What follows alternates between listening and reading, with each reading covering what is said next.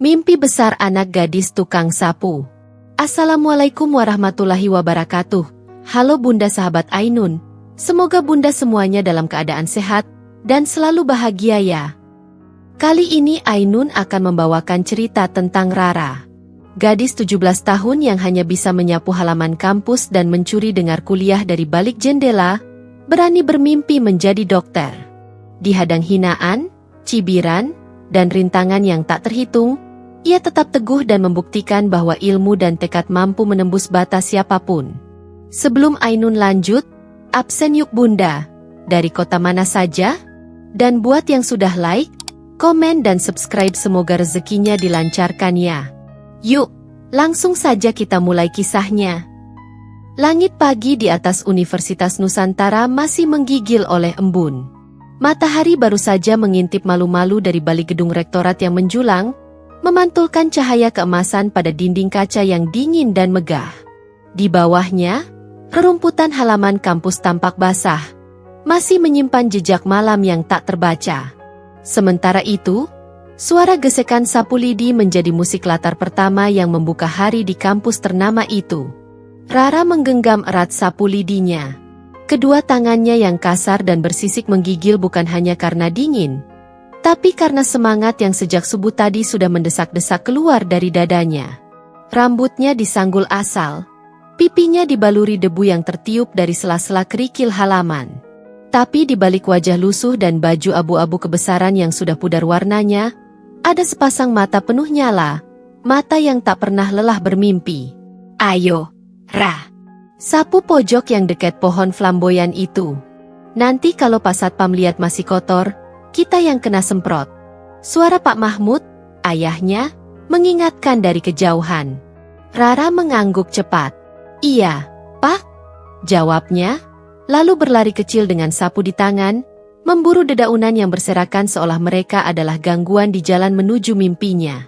Ia menyapu dengan penuh semangat, sesekali melirik ke arah gedung Fakultas Kedokteran yang berdiri gagah di ujung halaman. Setiap pagi, dari kejauhan, ia bisa melihat para mahasiswa berseragam putih keluar masuk gedung itu. Wajah mereka serius, beberapa membawa buku-buku tebal, sebagian sibuk berdiskusi tentang anatomi, farmakologi, atau penyakit tropis. Rara suka mencuri dengar. Ia menghafal nama-nama sulit yang terdengar seperti mantra, hepatomegali, sistolik, bradikardia. Kata-kata itu menggema di kepalanya seperti puisi, membuat jantungnya berdebar dengan irama yang tak bisa dijelaskan. Ia tidak mengerti semuanya, tapi ia menyukai bunyinya, seperti musik dari dunia yang ingin sekali ia masuki. Dokter Rara, gumamnya pelan, nyaris tak terdengar. Ia mengucapkannya seperti doa yang diselipkan di sela embusan napas pagi. Ia tahu itu terdengar mustahil. Ia hanya anak tukang sapu. Sekolah pun nyaris kandas beberapa kali karena biaya. Tapi di balik segala kesederhanaan dan kerasnya hidup, ada satu hal yang tidak pernah bisa dirampas dari dirinya. Mimpi. Pernah suatu kali, ia memberanikan diri duduk di bangku taman kampus saat jam istirahat, menyamar sebagai mahasiswa sambil membaca buku biologi pinjaman dari perpustakaan umum. Tak lama kemudian, sekelompok mahasiswa sungguhan duduk di bangku seberang, membicarakan soal patofisiologi demam berdarah. Ia diam-diam mencatat istilah yang terdengar asing di balik buku lusuhnya, berharap kelak bisa benar-benar mengerti, bukan hanya menebak-nebak. Suatu hari, seorang dosen kedokteran sempat menjatuhkan catatannya di dekat tempat ia menyapu. Rara dengan cepat memungutnya dan menyerahkan kembali. Tapi matanya sempat menangkap diagram organ dalam manusia yang rumit dan menakjubkan. Dosen itu hanya mengangguk tanpa benar-benar memperhatikannya. Mungkin mengira ia hanya bagian dari latar belakang kampus yang tak berarti. Tapi Rara memperhatikan. Ia memperhatikan semuanya. Pagi itu, setelah tugas menyapunya selesai, Rara duduk di undakan belakang gedung laboratorium yang sepi. Ia membuka sebuah buku tulis yang penuh dengan coretan tangan, ringkasan pelajaran SMA, potongan artikel medis dari koran bekas, dan kutipan motivasi yang ditulis dengan huruf besar-besar. Di halaman terakhir, ada satu kalimat yang ia tulis dengan tinta merah. Miskin bukan dosa. Berhenti bermimpi, baru bencana. Ia menatap kalimat itu lama, lalu menggenggam erat buku itu di dadanya. Hari ini, ia akan kembali ke sekolah setelah membantu ayahnya. Di sekolah pun, ia selalu duduk di bangku belakang, bukan karena malas, tapi karena tak ingin terlihat mencolok dengan seragamnya yang tambalan dan sepatu yang sudah nyaris bolong. Tapi soal nilai, ia selalu di atas. Rara tahu, perjuangannya panjang. Ia bukan siapa-siapa. Tapi ia punya satu kekuatan yang tidak semua orang punya. Ia tahu persis apa yang ia inginkan, dan ia bersedia membayar harga berapapun untuk sampai ke sana. Dan pagi itu, di bawah sinar matahari yang mulai menghangat, Rara memeluk sapu lidinya erat-erat. Bukan sebagai beban, tapi sebagai tongkat sihir yang kelak akan mengantarkannya menyeberang ke dunia yang selama ini hanya bisa ia pandangi dari jauh. Dunia jas putih. Dunia ilmu. Dunia para penyelamat nyawa. Dunia impiannya. Udara siang terasa lengket dan berat, tapi Rara tetap berdiri di balik semak lebat dekat gedung Fakultas Kedokteran. Ia sudah hafal celah kecil di antara dua jendela kelas lantai dasar. Dari situ, suara dosen yang sedang mengajar akan terdengar jelas jika angin sedang bersahabat. Kadang ia harus berjinjit, kadang jongkok, tergantung posisi. Tapi baginya, itu harga kecil untuk ilmu. Hari ini, kuliah tentang sistem pernapasan. Rara menempelkan telinganya ke dinding luar, mencatat setiap istilah asing yang terlontar dari dalam kelas. Bronkiolus, alveolus, fungsi pertukaran gas. Hemoglobin membawa oksigen ke seluruh tubuh. Jari-jarinya yang kasar menari di atas kertas buram. Buku itu tipis, bekas kalender bekas yang dijilid sendiri. Tapi isinya penuh dengan tulisan kecil-kecil yang rapat, kadang nyaris tak terbaca. Hanya Rara yang tahu sistem kode warnanya. Merah untuk istilah penting, biru untuk catatan tambahan, dan hijau untuk pertanyaan yang belum ia mengerti. Tiba-tiba, suara-suara tawa muncul dari dalam kelas. Tak lama kemudian, jendela didorong terbuka. Rara tersentak mundur. Namun langkahnya kalah cepat dari sorot mata seorang mahasiswa laki-laki yang sedang menengok keluar. Lo semua lihat deh, serunya, menunjuk ke arah Rara. Simbak sapu lagi nyari ilmu nih. Rara membeku. Beberapa kepala muncul di jendela. Tawa pecah. Hei, mau jadi dokter juga ya, Bak Sapu? Kata seorang mahasiswi bermakyap tebal sambil mengunyah permen karet. Catatannya itu buat apa? Buat ngajar sapu cara napas yang benar? Seru yang lain. Duh, jangan mimpi deh. Kuliah di sini tuh buat orang yang bisa bayar UKT, bukan yang cuma bisa nyapu daun. Rara menunduk. Hatinya tercekat. Tapi ia tidak lari. Ia tidak menangis. Ia hanya menarik napas panjang, menguatkan diri, dan mengukir senyum tipis. Terima kasih, kakak-kakak. Sudah banyak ngajarin saya hari ini. Ucapnya pelan, tulus. Lalu ia melangkah pergi, tetap memeluk buku lusuhnya erat-erat seolah itu satu-satunya harta yang layak ia perjuangkan. Ia tahu, mereka tidak mengerti. Mereka melihat baju buramnya, bukan otaknya. Mereka menghitung uang, bukan kemauan. Hari-hari berikutnya, Rara tetap datang. Tapi ia lebih berhati-hati. Kadang ia sembunyi di balik pohon ketapang, atau berdiri di pojok lorong tempat suara bisa memantul lebih baik. Ia terus mencatat, terus belajar. Setiap malam, ia membuka kembali catatannya di bawah cahaya lampu minyak kecil di rumahnya. Sebuah kamar petak di belakang gudang kampus yang hanya cukup untuk tidur 2 orang. Pak Mahmud kadang memergokinya masih terjaga pukul 2 dini hari. Tidurlah, Rara.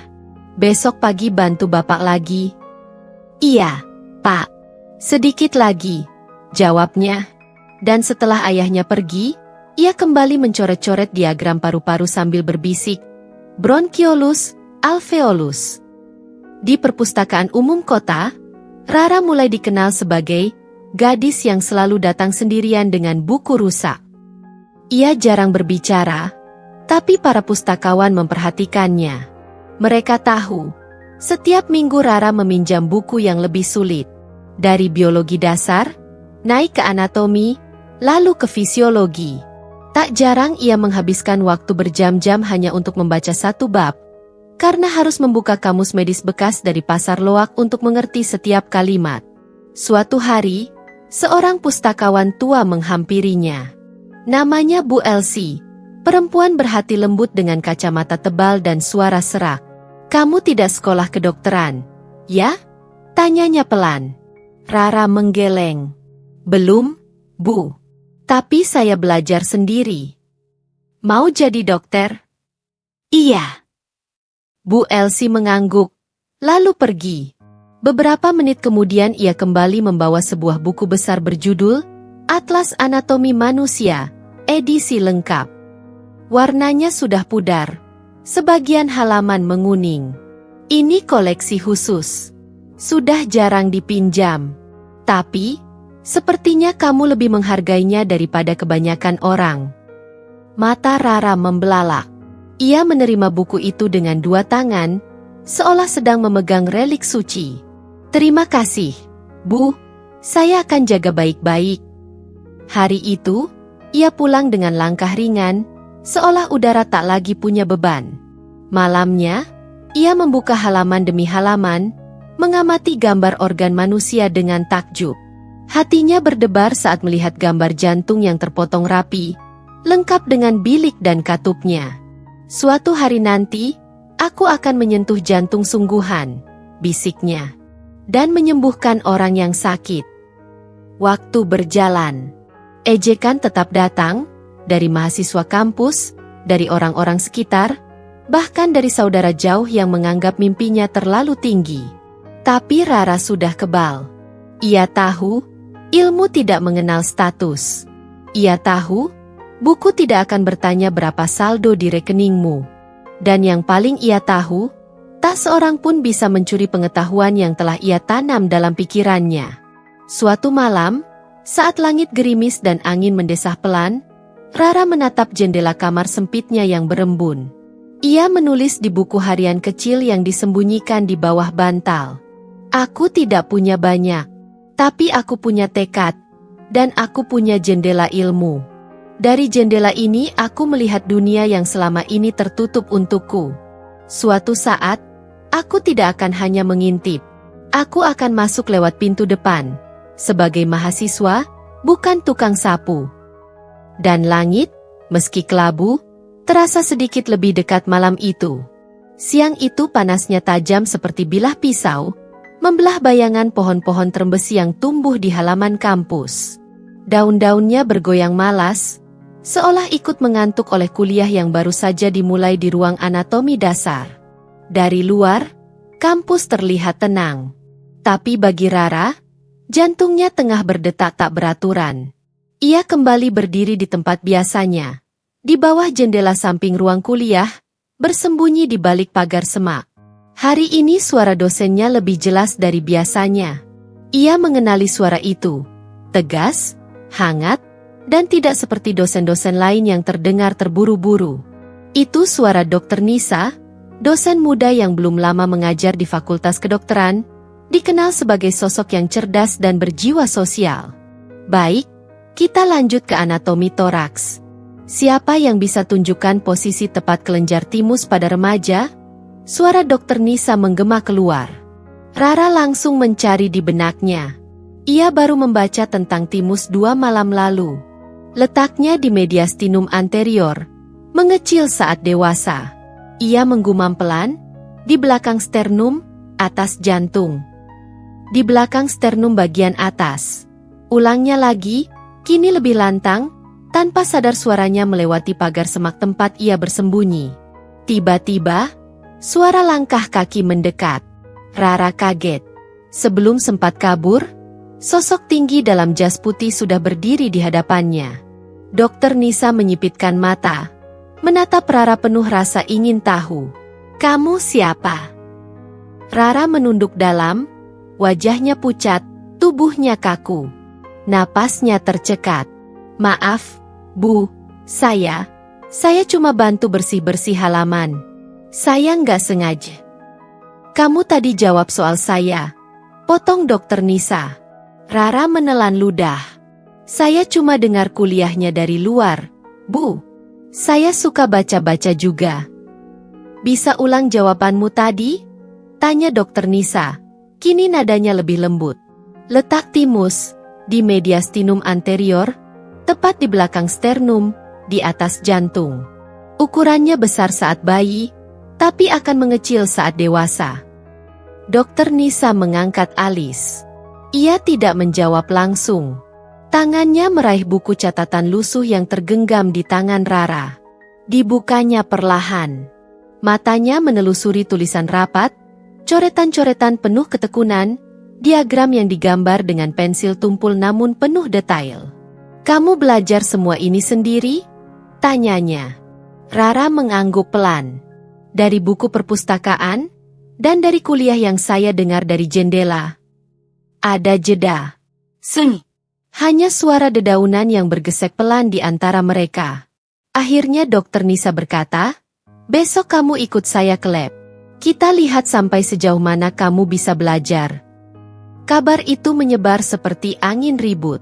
Seorang, anak tukang sapu, diundang masuk ke lab Fakultas Kedokteran, duduk di antara para mahasiswa, belajar langsung dari dosen, gunjingan pun tak bisa dibendung. Ini kampus kedokteran, bukan tempat amal. Celetuk seorang mahasiswa senior di kantin. Kasihan sih. Tapi jangan rusak reputasi fakultas. Kalau semua anak penjaga kampus dikasih kursi kuliah, kita ini sekolah atau panti sosial. Beberapa dosen pun mulai mempertanyakan keputusan Dokter Nisa. Dalam rapat fakultas, seorang profesor senior bahkan angkat bicara dengan nada dingin. Bu Nisa, maksud Anda baik. Tapi kita harus menjaga standar. Anak ini tidak melalui seleksi nasional. Tidak punya ijazah layak, apalagi nilai akademik yang terverifikasi. Kampus ini bukan tempat eksperimen. Dokter Nisa menanggapi dengan tenang. Saya tidak minta dia dijadikan mahasiswa. Saya hanya ingin memberinya akses untuk belajar. Untuk menguji kemampuannya. Ilmu itu milik semua orang, bukan hanya yang mampu bayar. Namun tekanan itu nyata. Mahasiswa yang semula penasaran kini menjauh, beberapa bahkan terang-terangan mempermalukan Rara. Di lorong lab, dua mahasiswi membisikkan hinaan saat Rara lewat. Lihat tuh, nyasar masuk lab. Bawa sapu sekalian kali. Yah, siapa tahu bisa jadi ikon, dari lantai ke rumah sakit. Bikin film aja sekalian. Rara mendengarnya. Ia mendengar semuanya. Tapi ia tetap diam. Ia tetap datang ke lab, mengikuti instruksi Dokter Nisa, mencatat dengan lebih tekun dari siapapun di ruangan itu. Minggu demi minggu berlalu. Suatu sore, Dokter Nisa mengadakan kuis mendadak untuk kelasnya. Ia membuat format berbeda, bukan hanya tanya jawab, tapi tantangan praktis, menyusun ulang potongan model organ manusia. Semua mahasiswa berebut, panik, gugup. Tapi Rara, ia menyusun potongan demi potongan dengan tenang, tangannya cekatan, matanya tajam mengingat setiap detail dari gambar yang ia hafal berhari-hari sebelumnya. Saat waktu habis, hanya dua orang yang berhasil menyusun model jantung dan paru dengan benar, seorang mahasiswa terbaik, dan Rara. Ruangan hening. Dokter Nisa tersenyum kecil. Sepertinya kita semua harus mempertimbangkan kembali makna, standar, yang sesungguhnya.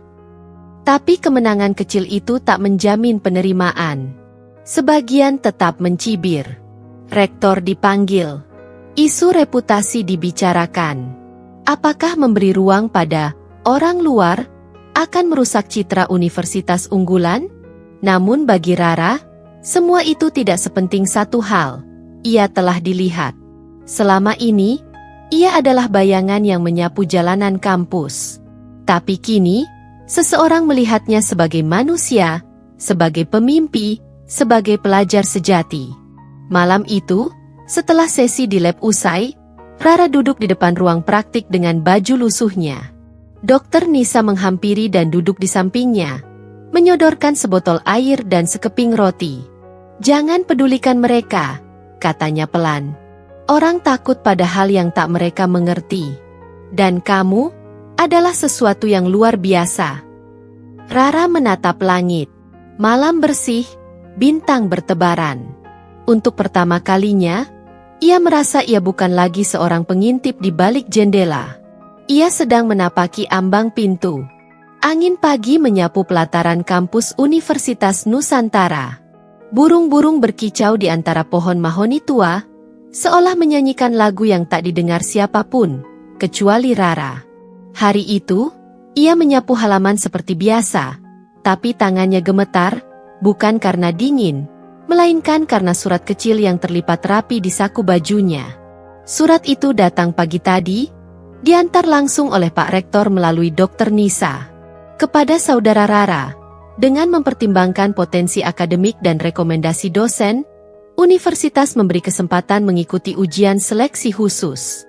Jika lulus, Anda dapat diterima sebagai mahasiswa penuh, dengan dukungan beasiswa penuh melalui jalur afirmatif luar biasa. Rara tak bisa berhenti menatap tulisan itu.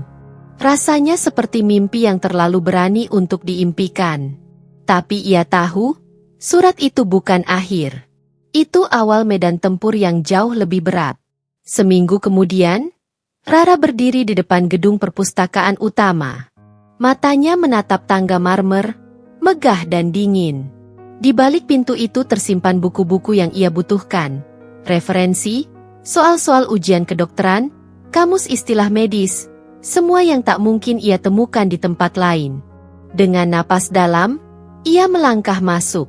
Tapi langkahnya terhenti hanya beberapa meter dari pintu. Seorang petugas berdiri di sana. Perempuan paruh baya dengan wajah kaku dan suara datar. "Mau kemana, Dek?" Saya mau belajar. Di dalam. Ada ujian, jawab Rara gugup. Petugas itu menyipitkan mata, meneliti dari atas ke bawah. "Kamu mahasiswa?" "Belum, Bu, tapi saya diizinkan ikut seleksi khusus. Ada suratnya dari rektorat." Petugas itu menepis penjelasannya dengan gelengan kepala. "Ini bukan tempat mainan anak tukang sapu. Kalau semua boleh masuk cuma karena bilang, ikut ujian, nanti yang jaga kantin pun minta kursi di kelas." Rara terpaku. Ia mengatupkan bibir, menahan kata-kata yang ingin meledak. Matanya panas, tapi ia menunduk. Ia tidak marah. Ia hanya lelah. "Silakan pergi sebelum saya panggil satpam," kata petugas itu lagi. Rara mundur perlahan, langkahnya lunglai. Ia tidak menangis, tapi sesak di dadanya menggumpal seperti batu. Ia duduk di bangku taman tak jauh dari situ, membuka buku lusuh yang dibawanya. Namun kali ini, otaknya tak mampu menyerap satu kalimat pun. Suara petugas itu terus terngiang, mainan anak tukang sapu. Beberapa hari kemudian, kejadian itu terdengar oleh sebagian mahasiswa. Ada yang mengejek diam-diam, ada pula yang merasa gerah. Salah satu di antaranya adalah Satria, mahasiswa semester 5, langganan juara lomba ilmiah nasional. Ia pernah melihat bagaimana Rara menyusun organ tubuh dalam kuis Dokter Nisa. Sejak itu, rasa hormat diam-diam tumbuh dalam dirinya. Satria mendekati Rara saat gadis itu sedang duduk sendirian di selasar kampus, menggambar sistem pencernaan di buku bekas kalender. "Kamu butuh soal latihan?" tanyanya sambil duduk di samping. Rara kaget. "Kamu ngomong sama aku?" Satria tersenyum. "Iya. Aku punya kumpulan soal-soal tryout SIMAK dan SBMPTN. Kalau kamu mau, bisa kubawakan besok. Sama rangkuman fisiologi dasar." Rara terdiam. Ia ingin menolak karena malu, tapi wajah tulus Satria meluluhkan pertahanannya. "Terima kasih," bisiknya. Setelah itu, satu demi satu mahasiswa yang peduli mulai muncul diam-diam. Nadia, mahasiswa semester 2, mulai menyelipkan fotokopi buku-buku anatomi ke bangku taman tempat Rara biasa duduk. Bima, asisten dosen praktikum, memberikan akses ke jurnal ilmiah dari laptopnya saat di kantin. Bahkan, mahasiswa yang tadinya hanya diam kini mulai menyapa. Namun semuanya dilakukan sembunyi-sembunyi, seolah mereka membantu sesuatu yang melanggar aturan tak tertulis. Suatu malam, saat Rara pulang dari perpustakaan kecil kota, satu-satunya yang masih menerimanya, ia menemukan sebuah kotak kecil di depan pintu kamarnya. Di dalamnya ada pena baru, 2 buku catatan bersampul biru, dan sepucuk catatan. Untuk kamu yang berjuang dalam diam, teruslah maju. Kami percaya kamu bisa menembus batas. Rara menatap kotak itu lama. Senyumnya perlahan merekah, dan matanya berkaca-kaca. Ada harapan yang mulai tumbuh di tengah luka. Ada tangan-tangan yang diam-diam menopangnya. Waktu ujian semakin dekat. Setiap malam, ia belajar tanpa henti. Ia membaca di bawah cahaya lampu minyak, menyalin soal demi soal, mencatat ulang apapun yang tidak ia pahami. Setiap kesalahan jadi bahan evaluasi. Setiap keraguan jadi alasan untuk bertahan. Suatu malam, ia mendongak ke langit, berdoa dalam hati. Tuhan, aku bukan anak orang kaya. Aku bukan siapa-siapa. Tapi izinkan aku menjadi orang yang menyembuhkan. Bukan demi kebanggaan, tapi demi mereka yang tak pernah bisa bayar rumah sakit. Pagi harinya, ia kembali ke kampus. Kali ini bukan untuk menyapu, bukan untuk mengintip dari jendela. Ia datang sebagai peserta seleksi. Dari balik pagar, Dr. Nisa melihatnya, berdiri dengan map di tangan dan tatapan penuh tekad. Sang dosen hanya tersenyum kecil, bukan senyum kasihan, tapi senyum hormat. Karena hari itu, bukan hanya ujian akademik yang dimulai, tapi ujian keyakinan. Dan Rara sudah bersiap untuk menjawabnya, bukan hanya dengan otak, tapi seluruh hidupnya. Langkah kaki Rara terdengar ragu saat pertama kali menapaki lantai aula utama Fakultas Kedokteran. Lantainya putih mengilat, dindingnya dipenuhi foto-foto lulusan berprestasi. Di antara lautan jas putih yang terawat dan sepatu mahal mengilap, Rara berdiri dengan seragam pinjaman dan sepatu yang telah dijahit ulang. Di tangannya tergenggam kartu mahasiswa. Namanya tercetak rapi. 3 huruf besar, Rara. Akhirnya tercatat secara sah di kampus impian yang dulu hanya bisa ia lihat dari jendela. Namun kenyataan tak serta-merta manis. Sejak hari pertama kuliah resmi, bisik-bisik kembali memenuhi ruang-ruang kelas, lorong-lorong kampus, bahkan grup chat mahasiswa. Itu yang masuk jalur kasihan, kan? Lulusan kebersihan, bukan kedokteran. Dapat beasiswa dari belas kasihan rektorat. Gampanglah kalau punya cerita menyedihkan. Kata-kata itu menusuk jauh ke dalam. Lebih dari sekadar suara, mereka menggali keraguan yang diam-diam tumbuh di hati Rara. Ia mulai bertanya pada dirinya sendiri. Apa benar aku pantas di sini? Apa aku cuma tamu sementara yang akan diusir saat tak lagi mengundang simpati? Hari-hari pertama kuliah terasa seperti berlari dalam badai. Bukan hanya materi kuliah yang padat dan cepat, tetapi juga tatapan sinis yang ia temui di hampir setiap sudut ruang. Ia sadar ia berbeda. Ia tidak punya laptop sendiri, tidak bisa makan di kafe kampus, tidak bisa ikut beli buku mahal dari luar negeri. Ia belajar dari fotokopian, dari catatan lama mahasiswa senior yang baik hati. Suatu ketika, di ruang diskusi anatomi, dosen bertanya, siapa yang bisa menjelaskan mekanisme kontrol hormon paratiroid terhadap kadar kalsium darah? Semua diam. Beberapa pura-pura sibuk mencatat. Tapi tangan Rara terangkat perlahan. Seketika beberapa mahasiswa menoleh. Salah satu dari mereka berbisik sambil tertawa pelan. Wah, Mbak Sapu ikut unjuk gigi. Dosen mengangguk. Silakan, Rara. Dengan suara pelan tapi mantap, Rara menjelaskan, dari rangsangan sel utama di kelenjar paratiroid, ke mekanisme kerja osteoklas, hingga reabsorpsi kalsium di tubulus ginjal. Penjelasannya runtut, tanpa catatan. Hening sejenak setelah ia selesai. Dosen hanya berkata singkat, "Sangat baik, lengkap dan tepat." Tapi di luar kelas, komentar tajam kembali menyambutnya.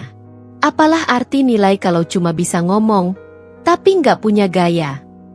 Bisa jawab soal, tapi nanti juga tumbang di OSCE atau praktik. Nilai doang tinggi, tapi gak bakal kuat jadi dokter beneran. Suatu malam, setelah kuliah usai, Rara duduk sendiri di tangga belakang kampus. Di tangannya, lembar ujian fisiologi dasar dengan nilai 95 besar tercetak di pojok kanan atas. Namun matanya tak berbinar. Nilai itu tak mampu membungkam cemooh. Tak lama, langkah kaki terdengar mendekat. Satria datang, membawa 2 gelas kopi sachet dari kantin murah. "Untuk dokter masa depan," katanya sambil menyodorkan 1 gelas. Rara tersenyum kecil. Nilai tinggi nggak menghentikan mereka bicara, ya? Satria duduk di sampingnya. Orang takut pada yang tak mereka mengerti. Apalagi kalau kamu membuktikan mereka salah. Itu bikin mereka panik. "Kadang aku lelah," gumam Rara. "Kayak semua ini bukan milikku. Aku numpang saja. Kayak masuk rumah orang tanpa undangan." Satria menatap langit malam. "Kamu masuk karena kamu pantas. Kamu lulus ujian karena kamu bisa. Semua yang kamu raih, bukan belas kasihan, tapi buah dari luka yang kamu ubah jadi pelita." Rara mengangguk pelan. Ada air yang menumpuk di ujung matanya, tapi tak dibiarkan jatuh. Bulan berganti. Semester pertama berlalu. Ujian demi ujian datang, dan Rara menjawabnya dengan tekun dan diam. Ia tak banyak bicara di kelas. Ia tidak ikut diskusi nongkrong di kafe. Tapi setiap nilai yang diumumkan membuat semua kepala menoleh ke satu nama, Rara Mahmud. Nilai tertinggi di histologi. Nilai sempurna dalam presentasi farmakologi. Penilaian terbaik dalam sesi simulasi komunikasi pasien. Dokter Nisa, yang mengikuti perkembangan Rara sejak awal, hanya tersenyum bangga. Tapi ia tahu, perang Rara belum selesai. Suatu hari, rektor menyampaikan secara resmi di forum fakultas. Mahasiswa terbaik semester ini secara akademik diraih oleh Rara Mahmud. Kita bukan hanya mendidik dokter yang cerdas, tapi juga manusia yang tangguh. Tepuk tangan menggema, tapi sebagian hanya menepuk karena formalitas. Wajah-wajah tetap dingin, dan komentar tak sepenuhnya berhenti. Namun malam itu, Rara berjalan melewati koridor kampus dengan langkah tegak. Karena ia sadar, ia bukan numpang lewat. Ia telah menembus batas. Dan batas itu, tak akan pernah bisa menahannya lagi. Hujan turun perlahan saat Rara menerima panggilan ke ruang dekanat. Langit kelabu membentang di atas kampus, seolah mencerminkan keresahan di dalam dadanya. Sepanjang perjalanan menuju gedung rektorat, pikirannya dipenuhi pertanyaan. Apakah ada masalah? Apakah aku salah? Apakah mereka berubah pikiran? Tapi saat ia tiba dan membuka pintu kayu besar itu, yang menyambutnya bukan teguran, melainkan senyum lembut Dokter Nisa dan sapaan hangat Pak Rektor. "Selamat, Rara. Mulai semester depan, kamu akan menerima beasiswa Nusantara Cemerlang," kata Pak Rektor sambil menyodorkan map resmi berlogo kampus. Rara menatapnya dengan mata membelalak. Saya benar-benar dapat beasiswa itu." Dokter Nisa mengangguk. "Bukan karena belas kasihan, tapi karena kerja kerasmu. Nilai tertinggi, etika terpuji, dan rekomendasi dari beberapa dosen. Beasiswa ini mencakup semua, uang kuliah, biaya hidup, hingga dana penelitian nanti." Lidah Rara keluh. Rasanya seperti doa-doanya selama ini dijawab sekaligus oleh langit. Dulu ia menatap gedung ini dari luar pagar sambil menyapu, bermimpi tanpa tahu caranya menjangkau. Kini, ia berada di dalamnya, duduk di hadapan para pemegang keputusan, diakui bukan karena kisah sedihnya, melainkan karena dirinya. Tapi kebahagiaan itu, seperti biasa, tak datang sendirian. Beberapa minggu kemudian, mahasiswa mulai melakukan praktik klinik simulasi.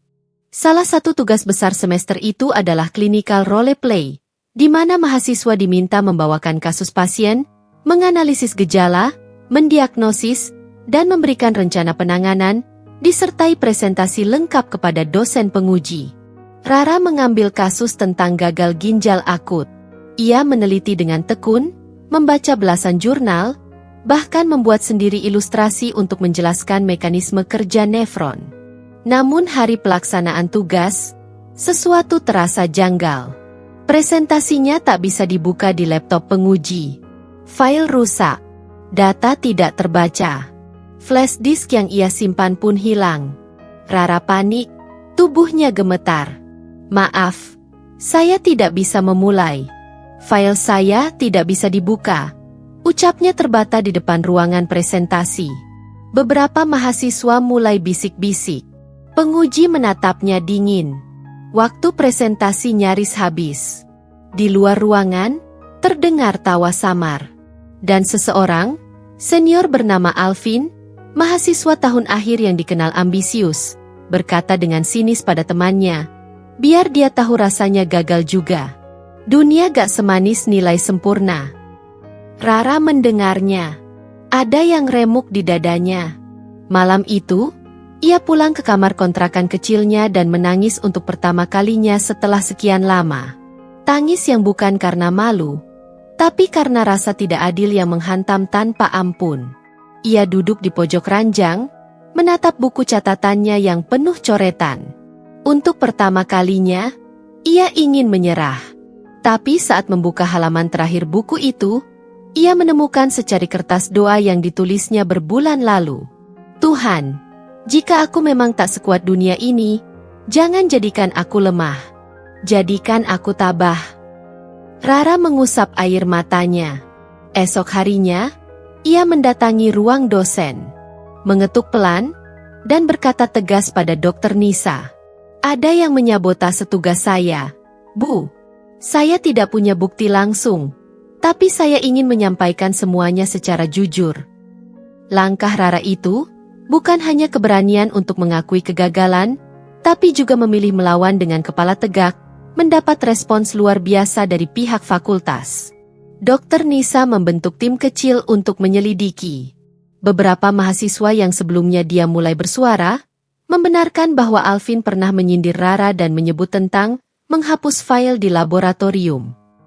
Akhirnya, meski Alvin tak mengakui sepenuhnya, cukup bukti dikumpulkan untuk menjatuhkan sanksi. Ia dilarang mengikuti praktik selama 1 semester. Rara diberi kesempatan mengulang presentasi. Tapi kali ini, ia tak hanya datang dengan data dan grafik. Ia datang dengan hati yang lebih kuat. Kasus ini bukan hanya tentang fungsi ginjal, katanya saat memulai presentasi, tapi tentang bagaimana tubuh manusia bertahan menghadapi racun dan tekanan. Dan saya pikir, dalam hidup, kita juga diuji seperti itu. Bukan untuk dihancurkan, tapi untuk dikuatkan. Setelah selesai, ruangan hening. Lalu terdengar tepuk tangan, bukan hanya dari dosen penguji, tapi dari beberapa teman yang dulu ragu padanya. Beasiswa dari langit memang datang, tapi tidak dalam bentuk uang atau pujian.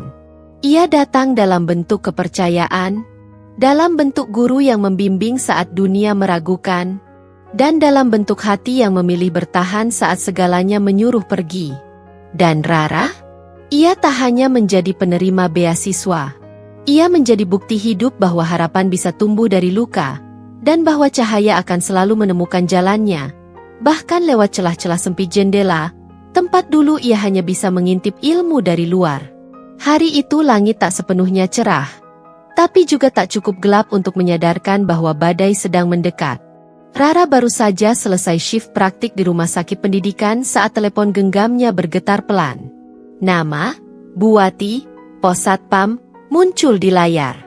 Dengan napas terengah karena tergesa, ia menjawab, "Rara, cepat ke pos ya. Bapakmu pingsan waktu nyapu di area parkiran barat." Jantung Rara seakan berhenti berdetak. Tangannya gemetar. Dalam sekejap, dunia yang semula terisi dengan istilah medis dan laporan praktik runtuh, digantikan bayangan sosok lelaki tua dengan sapu di tangan yang kini tergeletak tanpa daya.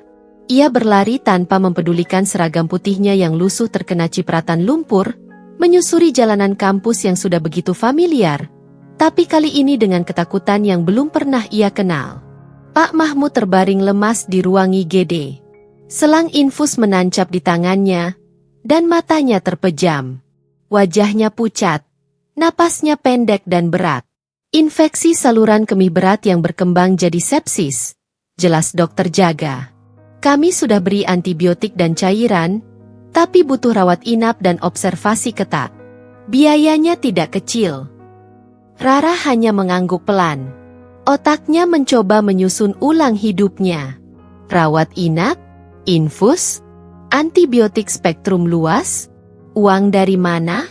Malam itu ia duduk di kursi tunggu, memeluk tas ranselnya.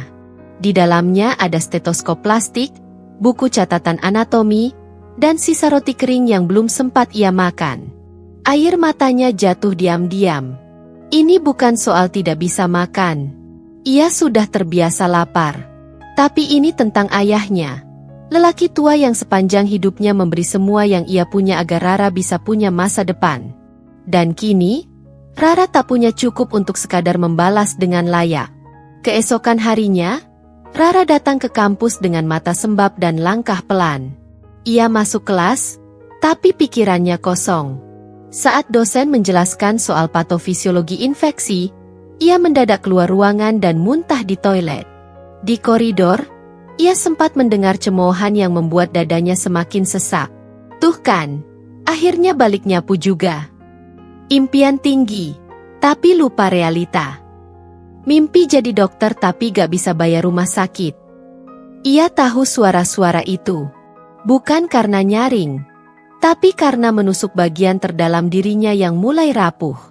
Sore harinya, ia pulang ke kontrakan, membongkar dompet kecil tempat ia menyimpan sisa beasiswa.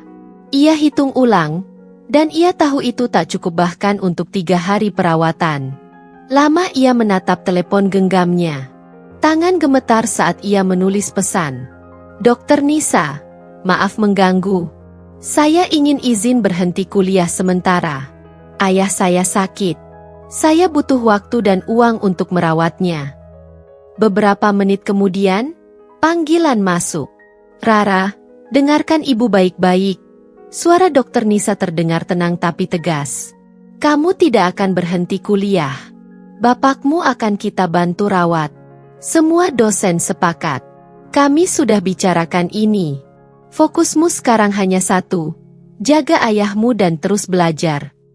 Rara terisak. Bu, saya malu. Tidak ada yang perlu kamu malu. Kamu anak yang luar biasa. Dan sekarang, biarkan kami melakukan apa yang ayahmu lakukan selama ini untukmu. Menjaga. Pak Mahmud akhirnya dirawat dengan dana sumbangan diam-diam dari dosen-dosen. Bahkan beberapa staf kampus, yang diam-diam terinspirasi oleh semangat Rara selama ini, juga ikut membantu. Bukan sebagai belas kasihan, tapi sebagai bentuk penghormatan atas ketekunan seorang anak tukang sapu yang tak pernah meminta, tapi selalu berjuang. Rara membagi waktunya antara kuliah dan rumah sakit. Ia datang ke kelas dengan mata sembab, lalu belajar di ruang tunggu sambil menjaga ayahnya. Beberapa malam ia tidur dengan kepala bersandar di sisi tempat tidur rumah sakit.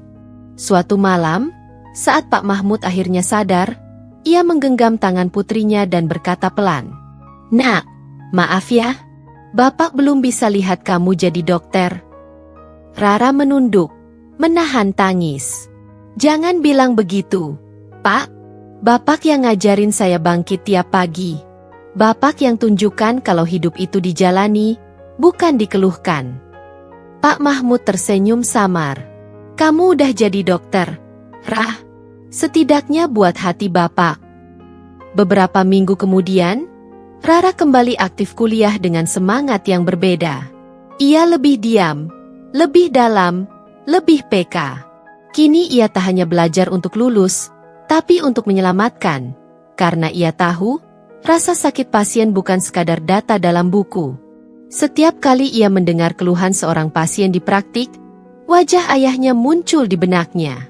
Dan itulah yang membuatnya berbeda dari mahasiswa lain. Ia tak hanya memahami penyakit, tapi juga mengerti luka, takut, dan harapan. Dan dalam diam, luka di rumahnya justru menjadikannya lebih kuat. Karena luka itu mengajarkan bahwa ilmu bisa menyelamatkan orang tercinta. Bahwa impian harus diperjuangkan, bahkan saat dunia tampak membentur dari segala sisi. Dan bahwa seorang dokter, sejatinya adalah anak dari penderitaan yang ia pilih untuk sembuhkan. Koas dimulai bukan dengan tepuk tangan. Bukan pula dengan haru seperti upacara kelulusan. Melainkan dengan sepatu yang harus berdiri selama 16 jam, stetoskop yang menggantung di leher tanpa sempat digunakan, dan catatan rekam medis yang harus ditulis ulang karena kesalahan ejaan. Dan untuk Rara, itu semua terasa 2 kali lebih berat. Ia berdiri di depan kamar pasien di instalasi gawat darurat Rumah Sakit Pendidikan Universitas Nusantara. Di dadanya tergantung ID card bertuliskan Koas Fakultas Kedokteran UN. Nama, Rara Mahmudiyah. Namun nama itu, bagi sebagian orang, masih terdengar asing. Bahkan mencurigakan. Hari keempat masa koasnya, Rara menemui seorang pasien perempuan usia lanjut yang mengeluh sesak napas akut. Ia sudah memegang hasil pemeriksaan, menyusun diagnosa awal, dan siap menjelaskan rencana tindakan. Tapi sebelum ia sempat bicara, anak dari pasien itu, seorang pria berjas mahal, menatapnya dari atas ke bawah. "Maaf, bisa panggil dokter beneran aja? Saya gak percaya sama yang ini." Rara terpaku. "Tapi, Pak, saya tahu siapa kamu. Anak tukang sapu yang masuk lewat belas kasihan, kan? Jangan coba-coba jadikan ibu saya kelinci percobaan." Kata-kata itu, tajam seperti pisau yang mengiris tanpa ampun. Di sekelilingnya, beberapa pasien lain menatap. Ada yang menggumam pelan. Ada pula yang diam, tapi dengan mata yang menghakimi. Hari itu, Rara pulang dengan langkah gontai. Bukan karena tubuhnya lelah, tapi karena batinnya runtuh. Ia duduk di kamar kontrakan, memandangi dirinya di cermin, putih jas dokter di luar, tapi masih gadis tukang sapu di mata banyak orang. Namun dunia kedokteran tak memberi waktu untuk larut dalam luka. Beberapa malam kemudian, saat bertugas jaga malam di IGD, seorang pasien laki-laki dibawa masuk dalam kondisi henti napas akibat serangan jantung. Ruangan seketika jadi medan perang. Suara alarm mesin monitor berdenging.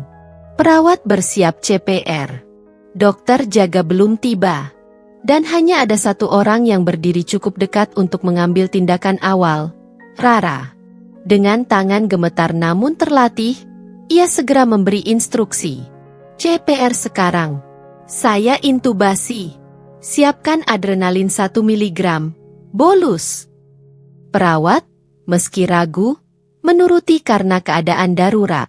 Rara bergerak cepat, melakukan kompresi dada, memasukkan selang napas dengan tangan yang dulu hanya menggenggam gagang sapu. Jarum yang ia suntikan bukan lagi untuk luka kecil, tapi untuk menghidupkan kembali denyut nadi seseorang. Setelah 3 siklus CPR dan 2 dosis adrenalin, monitor kembali menampilkan detak. Pelan, tapi ada. Dokter jaga yang baru datang tak percaya saat mendengar siapa yang memimpin penanganan awal. "Kamu?" katanya dengan nada antara takjub dan kagum. "Kamu tahu prosedur ACLS sedetail itu?" Rara hanya mengangguk pelan. "Saya baca dan praktikkan tiap malam, Dok." Kabar tentang keberhasilan itu menyebar cepat, seperti nyala kecil di tengah ladang kering. Mahasiswa lain, yang dulu mencibir, mulai meliriknya berbeda. Seorang rekan koas yang dulu sering menghindar saat dipasangkan dengan Rara kini justru memintanya jadi partner jaga. Perawat-perawat mulai menyapa dengan hangat, dan bahkan dokter jaga mulai memberi kepercayaan lebih. Perlahan, suara-suara sinis itu memudar, digantikan oleh ucapan-ucapan yang semula tak pernah Rara harapkan. "Rara, kamu ada waktu? Mau diskusi soal kasus hiperkalemia kemarin?" Kamu pintar ya, bisa tenang waktu darurat. Aku panik banget. Kayaknya kamu bakal jadi dokter yang hebat. Tapi pujian bukan yang paling membekas. Yang paling membekas bagi Rara adalah saat seorang pasien lansia menggenggam tangannya setelah tindakan kecil insisi abses. "Enduk, matamu itu beda," katanya sambil tersenyum. "Ada rasa, seolah kamu ngerti rasa sakit kami, bukan cuma penyakitnya." Rara hanya tersenyum, menahan haru. Ia tahu, mungkin ia tak secerdas teman-teman yang sejak lahir tumbuh dalam kemewahan dan akses. Ia tak punya uang, tak punya koneksi, bahkan tak punya keturunan dokter. Tapi satu hal yang ia punya lebih dari siapapun, empati, karena ia lahir dari luka yang sama dengan orang-orang yang kini ia rawat. Koas bukan akhir, tapi puncak dari gunung yang selama ini ia daki dalam diam. Di ujung ujian itu, Rara bukan hanya membuktikan dirinya layak. Ia berubah menjadi sosok yang bahkan tak lagi peduli pada gelar dan pengakuan. Karena ia tahu, menjadi dokter bukan soal dari mana kamu datang, tapi untuk siapa kamu berdiri. Dan hari itu, di tengah hiruk-pikuk ruang IGD, Rara telah berdiri untuk hidup yang lebih besar dari dirinya sendiri. Matahari pagi itu menembus jendela aula dengan lembut, menciptakan rona keemasan yang seolah mengiringi momen sakral. Ribuan kursi tertata rapi, penuh dengan keluarga, dosen, dan mahasiswa yang menanti prosesi wisuda Universitas Nusantara. Di antara mereka, ada seorang gadis muda dengan senyum tak terhapuskan di wajahnya. Rara Mahmudiah, anak tukang sapu kampus yang dulu hanya bisa mencuri dengar kuliah dari balik jendela, kini berdiri siap mengenakan toga dan mahkota wisuda. Suara MC bergema memanggil nama-nama satu persatu. Saat nama Rara disebut, aula langsung bergemuruh dengan tepuk tangan yang tak pernah ia bayangkan. Para dosen berdiri, beberapa menitikan air mata haru. Mahasiswa yang dulu menertawakannya, yang pernah mencibir dan meremehkan, kini menyeka pelan mata mereka, merasakan bangga yang sulit diungkapkan dengan kata-kata. Ketika Rara melangkah ke panggung, detik-detik itu bagaikan melambat. Langkahnya mantap, meski hatinya berdebar. Ia mengenang setiap tetes keringat, setiap luka hati, setiap malam tanpa tidur yang membawanya ke titik ini. Saat duduk di podium, Rara memegang mikrofon. Hening mengisi ruangan. Semua menunggu kata-katanya. Suara Rara tenang namun penuh arti ketika ia mulai berbicara. "Saya datang dari balik jendela kelas. Dari sudut yang paling sunyi, yang sering dianggap tak layak masuk ke dunia ilmu. Saya adalah anak tukang sapu kampus ini." Suara itu bergetar, menyentuh hati setiap orang yang mendengarnya. "Tapi saya percaya, ilmu bukanlah hak istimewa. Ilmu adalah cahaya yang harus menyinari siapa saja yang berani bermimpi dan bekerja keras." Rara menatap wajah para dosen, teman, dan keluarga yang hadir. Perjalanan ini tidak mudah. Saya pernah dipandang sebelah mata, pernah diremehkan, bahkan hampir menyerah. Tapi saya sadar satu hal, ilmu itu kekuatan yang tidak bisa dicuri oleh siapapun. Air mata mulai mengalir di pipinya. Terima kasih kepada semua yang percaya pada saya, terutama ayah saya, Pak Mahmud, yang mengajari saya bahwa tidak ada mimpi yang terlalu tinggi bagi anak-anak dari latar belakang sederhana. Suara tepuk tangan mengalir deras, dan aula dipenuhi sorak-sorai. Di luar aula, ketika kerumunan mulai bubar, Rara berdiri sendiri sejenak. Ia melihat ke langit biru yang luas, menarik napas dalam-dalam. Mahkota wisuda di kepala bukan hanya simbol keberhasilan akademik. Ia adalah mahkota perjuangan, luka, harapan, dan janji untuk masa depan. Rara tahu, ini bukan akhir. Ini adalah awal dari cerita yang lebih besar. Cerita tentang seorang dokter yang lahir dari mimpi sederhana, tapi bertekad menyembuhkan dunia, satu pasien dalam satu waktu. Malam itu, suasana di kamar kecil Rara terasa berbeda. Di meja belajar yang sederhana, tumpukan buku dan dokumen berserakan. Lampu belajar menyorot sepotong kertas yang membuat jantungnya berdebar tak menentu. Surat resmi berkop Universitas Heidelberg, Jerman, terlipat rapi dalam amplop berwarna krim. Rara menggenggamnya dengan tangan gemetar, membaca ulang kalimat demi kalimat. Dengan ini kami mengucapkan selamat atas diterimanya Anda sebagai penerima beasiswa penuh program Magister Ilmu Kedokteran di Universitas Heidelberg. Air matanya jatuh pelan. Beasiswa itu bukan hanya pengakuan atas kerja kerasnya bertahun-tahun, tapi juga tiket menuju dunia yang selama ini hanya bisa ia lihat dari jauh. Dunia yang dulu terasa seperti mimpi tak terjangkau oleh anak tukang sapu kampus. Hari-hari menjelang keberangkatan dipenuhi dengan campuran perasaan. Bahagia, gugup, dan tak kalah berat. Sedih meninggalkan kampus dan orang-orang yang telah menjadi keluarga kedua baginya. Di ruang tunggu perpustakaan, Rara mengemasi buku-buku yang telah menemani perjuangannya selama ini. Tiba-tiba, suara langkah ragu terdengar di belakangnya. Beberapa mahasiswa yang dulu kerap meledek dan merendahkannya muncul, wajah mereka penuh ketulusan. "Sorry ya, Rara," ucap seorang laki-laki dengan nada pelan. "Kami salah nilai kamu selama ini. Kamu jauh lebih kuat dan hebat dari yang kami kira." Seorang perempuan lain menambahkan, "Kami iri, tapi kamu justru selalu rendah hati dan gigih. Kamu luar biasa."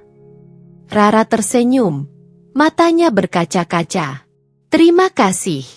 Semua itu adalah bagian dari perjalanan saya.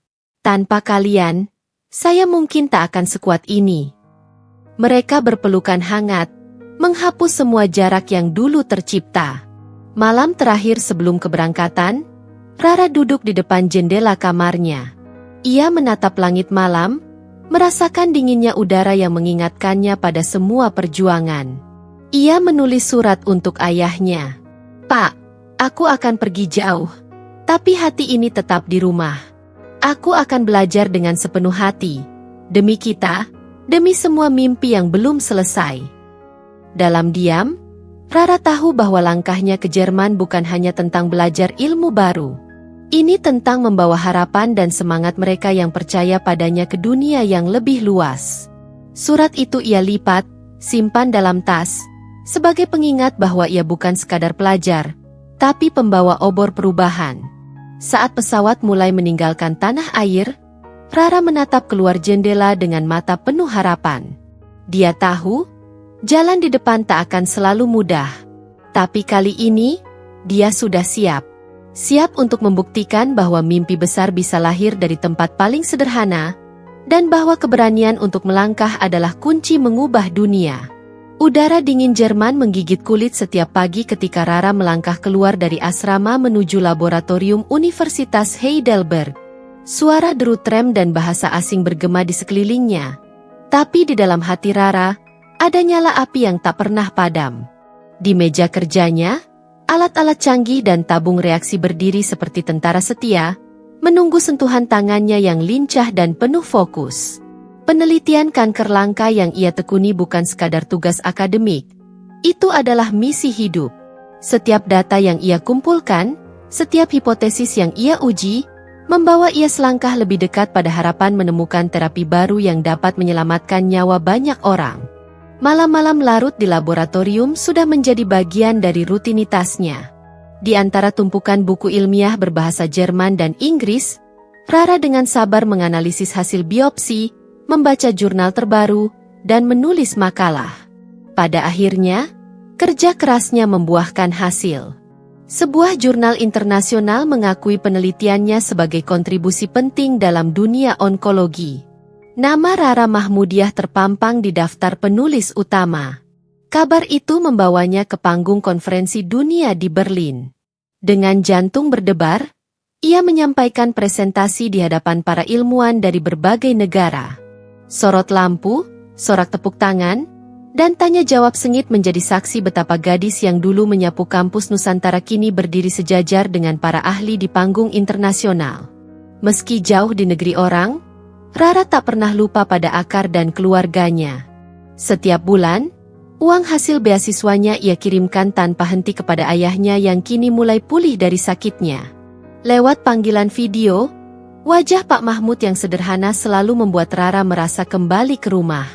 Suara ayahnya yang lembut, meski tersendat karena usia, menguatkan hatinya saat rindu mulai menggelayuti. "Jangan lupa makan dan jaga kesehatan, Nak," pesan ayahnya suatu malam. "Insya Allah, Pak. Aku akan jaga diriku. Aku di sini demi kita semua," jawab Rara sambil menahan air mata. Di kampus, Rara mulai dikenal sebagai sosok pekerja keras dan inspiratif. Teman-teman sekelasnya datang dari berbagai penjuru dunia, membawa cerita dan budaya yang berbeda. Mereka belajar bersama, berdebat dalam bahasa campuran, dan saling membantu ketika kesulitan menerjemahkan kata-kata ilmiah yang rumit. Persahabatan yang terbentuk tak hanya memperkaya pengetahuannya, tapi juga melunakkan kesepian yang kadang menyergapnya di tengah keramaian. Suatu sore, di taman kampus yang ditutupi salju lembut, Rara duduk menulis jurnal harian. Ia menuliskan semua perjuangan, keberhasilan, dan rindu yang membakar dada. "Langit mungkin terasa jauh," tulisnya, "tapi aku tahu setiap langkahku mengukir jalan menuju sana. Aku bukan lagi gadis di balik jendela, tapi pemilik cahaya yang siap menyinari dunia." Rara tahu perjalanan ini belum selesai. Masih banyak tantangan yang menanti. Tapi dengan tekad dan doa, ia siap menggapai langit. Udara pagi di Universitas Nusantara terasa hangat menyentuh kulit saat Rara melangkah kembali ke kampus yang dulu menjadi saksi bisu perjuangannya. Kali ini, bukan sebagai anak tukang sapu yang mencuri dengar pelajaran dari balik jendela, tapi sebagai dosen tamu dan peneliti kedokteran yang dihormati. Langkahnya mantap, mengalir dengan keyakinan yang lahir dari pengalaman dan kerja keras tanpa henti. Ia melewati koridor-koridor yang pernah membungkam mimpi-mimpi kecilnya, kini menjadi jalur yang menyatukan harapan dan ilmu. Rara berdiri di depan jendela kelas yang dulu sering ia intip diam-diam.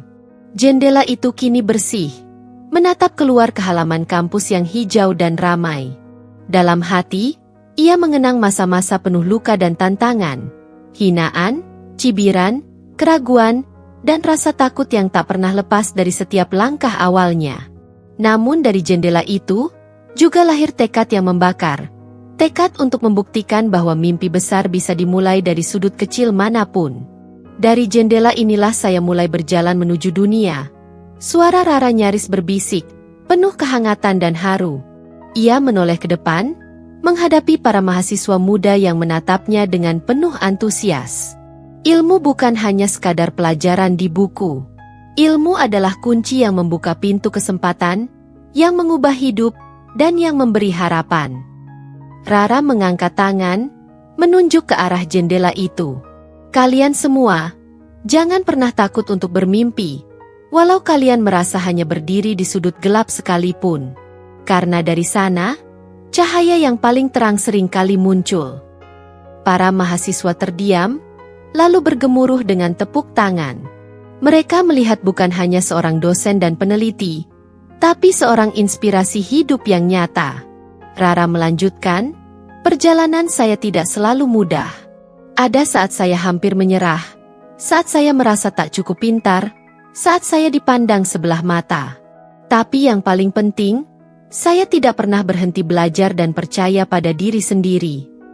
Di ruang kerjanya, di tengah tumpukan buku dan alat penelitian, Rara menulis surat kepada generasi berikutnya. "Jangan biarkan siapapun menentukan batas kemampuanmu. Dunia adalah jendelamu, dan ilmu adalah tangga untuk meraihnya." Cerita Rara berakhir bukan dengan sebuah titik, tapi dengan tanda koma. Sebuah janji bahwa perjuangan untuk ilmu dan kebaikan akan terus berlanjut. Di balik jendela itu, ada mimpi yang lahir, ada harapan yang tumbuh, dan ada generasi baru yang siap mengubah dunia.